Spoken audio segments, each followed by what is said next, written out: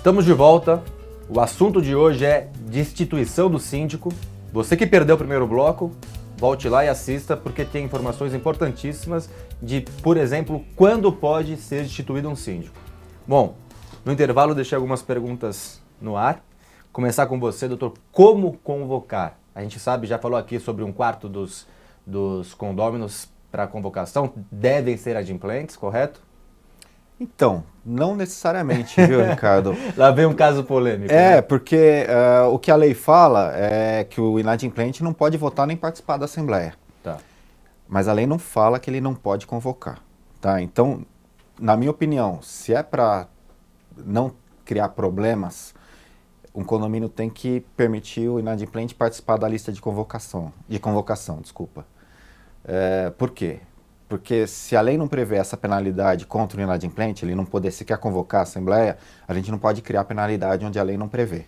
Eu sempre falo assim, eu brinco que não importa muito o que o advogado pensa, sim que o juiz decide no final, né? Uhum. Desculpa, não é uma desvalorização mas do advogado, mas verdade. Os juízes, eles têm entendido dessa forma, porque eu tenho visto muitos advogados dizendo que para ser cauteloso e pedir que seja um quarto dos adimplentes.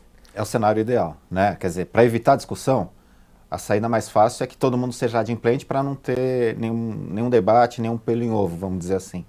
Mas na minha opinião, a opinião jurídica, eu já vi essa opinião ser acolhida no judiciário também, olha, o juiz entende que não, a penalidade para o inadimplente não é que ele não pode convocar, ele não pode votar nem participar dessa Assembleia, mas convocar ele Então, para deixar bem claro aqui para quem está nos assistindo, porque eu vou te dizer que a maioria dos casos eu já ouvi no passado muitos advogados dizendo que tem que ser adimplentes.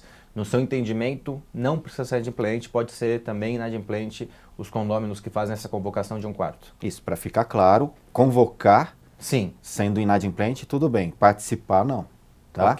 Ok.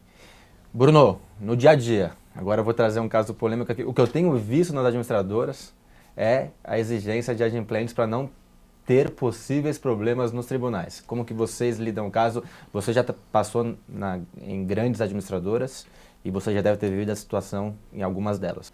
A grande problemática de tudo isso em liberar o inadimplente é justamente porque ele se sente talvez no direito de participar da Assembleia e às vezes não há o entendimento da parte do próprio condômino. Então, na gestão administrativa, a gente orienta que se faça a convocação através dos adimplentes, sendo eles também proprietários das unidades, para a gente ter também esse suporte. Esse lado mais de precaução mesmo. Exatamente, para resguardar tanto o condomínio, o síndico, quanto a própria administradora, para não dar margem contexto pro juiz geral. Entender alguma maneira diferente. Exatamente. Doutor, além disso, tem pouco a mais. Tem que ter uma convocação correta, né? Porque uma convocação mal escrita, essa Assembleia pode ser anulada, correto? A convocação tem que deixar claro qual que é o motivo da Assembleia, né? Vai ser destituição e eleição de um próximo síndico. A convocação tem que constar no texto dela qual vai ser a ordem do dia, o que vai ser deliberado Primeira na data pergunta, da Assembleia. não precisa ser uma Assembleia exclusiva para tal, pode ter outros assuntos. O certo é fazer exclusiva para isso. Fazer exclusiva. Exclusiva pode ter também a convocação do próximo síndico por conta para o cargo não eleição ficar... do próximo síndico. Isso não tira a exclusividade. Para não deixar o condomínio acéfalo logo depois da destituição, né? Então, normalmente, destituição e eleição de eventual substituto.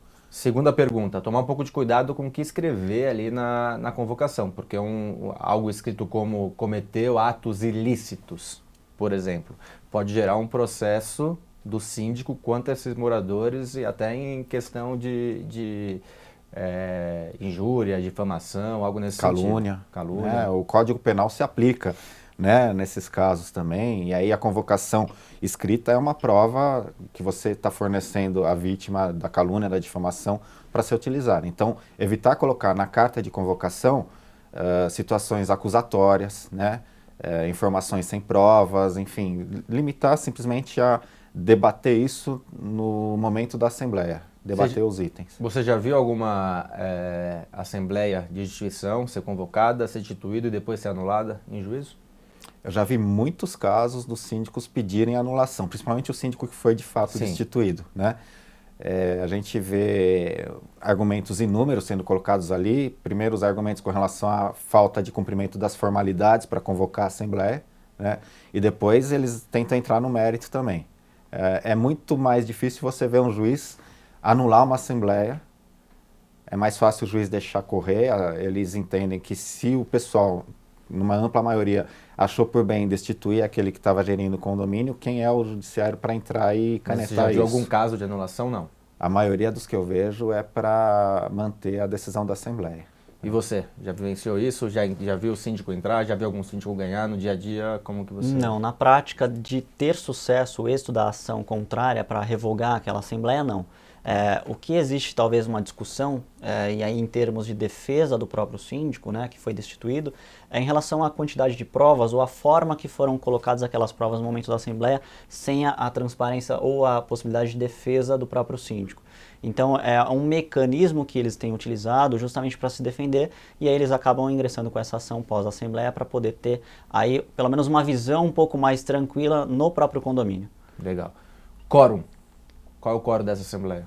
Maioria absoluta dos seus membros, é o que fala a lei.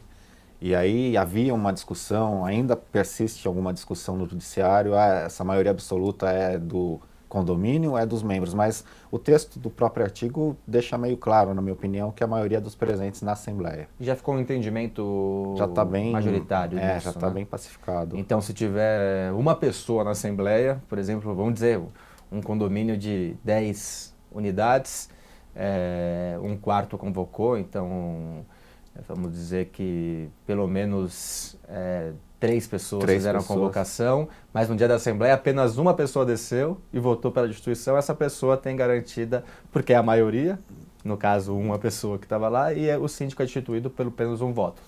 Esse entendimento está correto? Nessa hipótese, sim, né? A lista de presença é uma unidade ali representada, matematicamente está constituído ali o quórum necessário para a destituição. E essa é uma dúvida constante, né, Bruno? As pessoas não têm, ainda mais que tem essa forma maioria absoluta, as pessoas, e mesmo como o doutor falou, alguns advogados no passado e até hoje, algumas opiniões um pouco diversas, ainda tem um pouco de dúvida sobre qual é esse quórum em Assembleia, correto? Sim, sem sombra de dúvida. Na verdade, muitas das convenções anteriores dizia que eram 2/3, né, para poder fazer esse ato de deliberar sobre essa Assembleia de Destituição de Síndico. Depois de 2002, onde o advento do novo Código Civil, a gente tem por prerrogativa o novo conceito de maioria absoluta dos presentes. No exemplo que você deu, se a gente tem 100 unidades, 25 estão presentes, se, sei lá, 17 votou a favor, a diferença é que a gente tem aí o voto da maioria absoluta sem problema algum com relação ao quórum, que hoje é pré-estabelecido em convenção ou Código Civil. O Bruno falou um caso interessante, e eu vi outro dia uma convenção, de que dizia que para o síndico ser eleito, 2/3 dos condôminos deveriam votar nesse síndico. Uhum. Olha que convenção bem complicada. E aí, conversando com os moradores, eles disseram que nunca conseguiram que 2/3 votassem no síndico, mas eles elegiam com uma maioria simples e ninguém entrou com a ação, nunca deu problema. Estou te dando esse exemplo para chegar na minha pergunta. A gente já deixou claro que a lei diz que a maioria simples dos presentes. Se a convenção diz algo diferente disso, como por exemplo 2/3 para destituir o síndico, o que prevalece, o que está valendo? Esses são os casos mais complexos, na verdade. As discussões mais acirradas residem aí. Porque a lei fala a maioria dos presentes na Assembleia. E há aquelas convenções, como você citou, que dão um quórum diferente para isso, né? Olha, confesso que eu já vi julgados dos dois lados, tá? Eu já vi o juiz falando assim, olha, o quórum para eleição não foi o quórum de maioria simples, então você, para destituir, dá aos moradores o mesmo direito, o quórum de maioria simples para destituição, independente do que a convenção estiver dizendo. E eu já vi também o juiz falando, olha, a lei fala maioria simples para dar uma segurança mínima, mas se a convenção quiser estabelecer um quórum maior, ela pode também. Então, essas discussões são bem acirradas. Na minha opinião, tem prevalecido um pouco o entendimento de que a lei prevalece sobre o quórum da convenção. Tá? A lei, então, maioria simples. Mas ainda uma leve inclinação para isso. Porque muitos juízes, vamos falar... Eu posso falar isso, não sei se você como advogado pode falar, mas muitos juízes não têm conhecimento da área condominial, né? E cai na mesa dele um julgamento da área condominial e aí talvez por isso que a gente tenha julgados tão diferentes, tão diversos. Não sei se você concorda com essa minha teoria. Você não tem varas especializadas em direito condominial, né? Os juízes conhecem de tudo, eles são obrigados a conhecer de tudo, mas você não tem varas especializadas em direito imobiliário ou condominial. O que acontece é que quando sobe para o Tribunal de Justiça, lá nas câmaras, ali sim, ali os desembargadores que julgam, eles têm uma especialização na área bastante forte, né? Eles conhecem muito da matéria. Outro dia fizeram essa pergunta para mim, eu não sou advogado, preferi não responder. O síndico está cometendo irregularidades.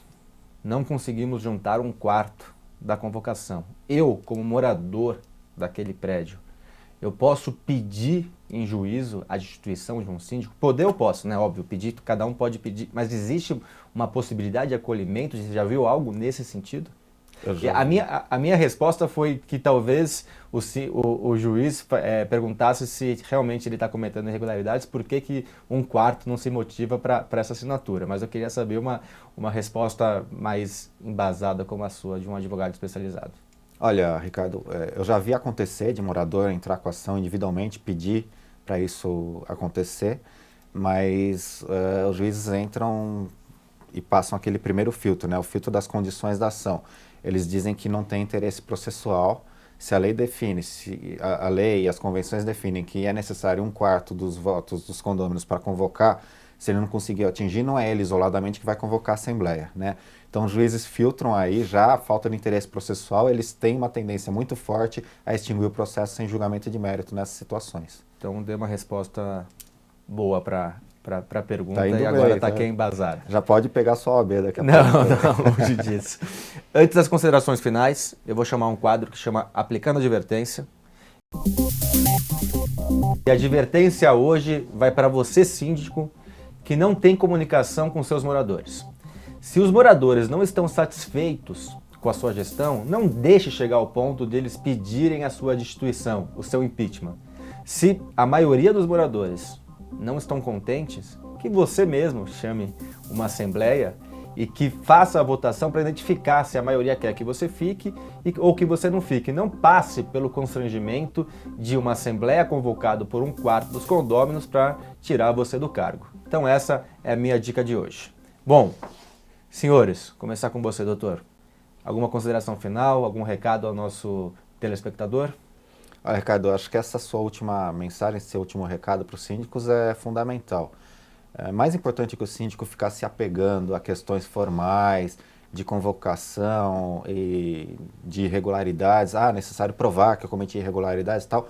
Eu vejo esse cenário, quer dizer, se chegou ao ponto de ter uma insatisfação, de um quarto dos condôminos se mobilizarem, fazerem um abaixo-assinado, entregar esse abaixo-assinado para a administradora, para convocar a assembleia, alguma coisa está errada na gestão, né? Às vezes a gente sabe, como o Bruno falou, tem questões políticas sim, tem questões pessoais também, mas o condômino também não é um ser acéfalo, sim. Ele não vai se reunir e convocar uma assembleia do nada. Então, se um quarto já está se mobilizando a esse ponto, é bom rever algumas coisas na gestão, né? Eu acho que fundamental é o síndico saber se comunicar com os condôminos dele. Muitas vezes essas questões acabam terminando em assembleias desse tipo, porque o síndico não soube se comunicar com o seu eleitorado. E ele chama uma assembleia, pode resolver o problema sem passar por esse constrangimento, né? Sim. Doutor, muito obrigado pela presença. De nada. Prazer Muito foi rica. meu. Bruno, algum recado final? Contribuindo com o que o Dr. Alfredo mencionou, eu acho que também vale o recado para os condôminos. A gente sabe que o síndico por si só tem aí uma sobrecarga legal, né, sobre a sua gestão, tanto civil quanto criminal, mas os condôminos também têm o dever e o direito de partilhar e participar desse processo. Não deixar que desenrole todo um cenário negativo sobre a figura do síndico, sem que antes ele mesmo se muna de algumas informações. Então, às vezes, uma comissão, uma auditoria paulatina ou mensal que muna os condôminos dessas informações, traz ao próprio síndico uma tranquilidade e segurança, além da transparência na gestão. Então, isso é válido também aos condôminos com relação a se preocupar com o seu bem próprio, né, com o seu patrimônio, e se antecipar a um processo que é litigioso e bastante complicado de se viver em condomínio. Perfeita, ótima dica. Muito obrigado pela sua participação. Eu que agradeço. Rica. E para você que está em casa, não deixe de se inscrever no nosso canal e fique antenado com as principais informações do segmento condominial. Nos vemos semana que vem.